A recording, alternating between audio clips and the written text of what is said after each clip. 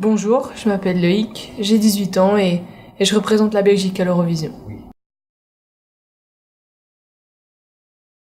La chanson elle est venue un jour quand j'étais dans ma chambre, en fait, il était tard le soir.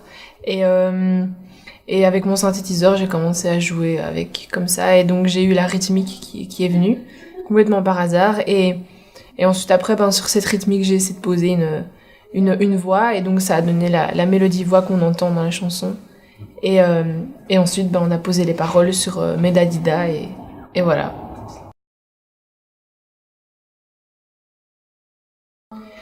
C'est mon style, voilà. C'est vraiment, c'est ouais, la chanson, c'est vraiment quelque chose qui me représente. C'est mon univers, c'est de l'électropop avec un plein de voix comme ça et c'est ce que j'écoute beaucoup.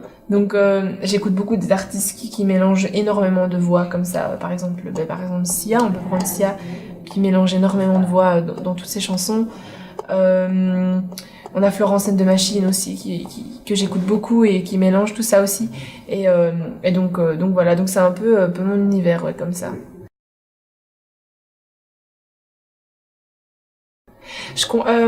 Par rapport, oui, à l'ordre, je savais très bien que les gens allaient dire ça parce que la chanson commence avec des snaps et je sais très bien que Riles commence avec des snaps. Donc je savais très bien, j'avais anticipé les critiques des gens. Et puis je trouve que c'est pas du tout la même chose dans le sens que oui, c'est le même univers, dans le sens qu'il y a des voix, il y a des harmonies, voix comme ça qui rendent un peu l'atmosphère un petit peu, oui, on va dire à la Lorde, on va dire ça comme ça, mais je trouve que les deux morceaux restent quand même énormément différents. Enfin, je trouve que la mélodie voix est totalement différente de Riles et voilà.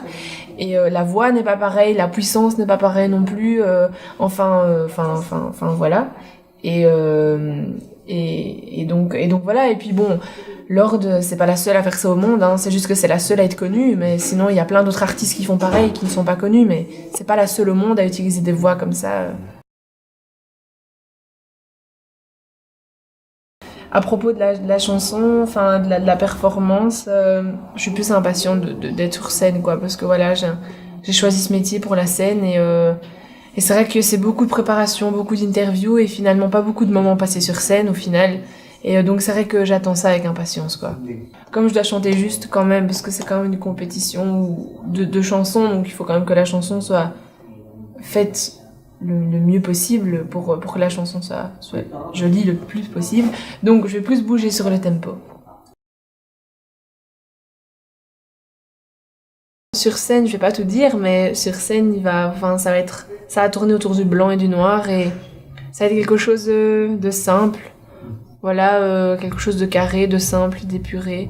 Aussi bien dans les écrans que sur la gestuelle décors qui seront présents sur scène. Voilà, ce sera beaucoup de choses graphiques comme ça, oui. Mais tu peux pas nous révéler ce que C'est mieux de regarder à Vienne. C'est mieux de regarder à Vienne. oui.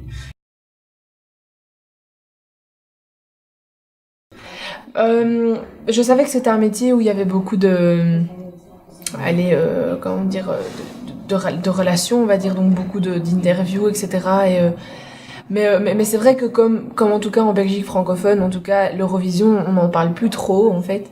Ben c'est vrai qu'on a tendance à oublier un petit peu, on va pas dire oublier l'Eurovision, mais à oublier un petit peu ce que ça représente et tout ce qu'il y a autour, quoi. Donc c'est vrai que oui, on oublie peut-être les coulisses, mais je me dis aussi que c'est comme ça dans tous les shows télé, quoi, que ce soit l'Energy Music Award ou les American Music Awards, c'est pareil partout, hein, je crois. Hein. C'est plus de moments d'interview que de moments sur scène, hein, donc voilà.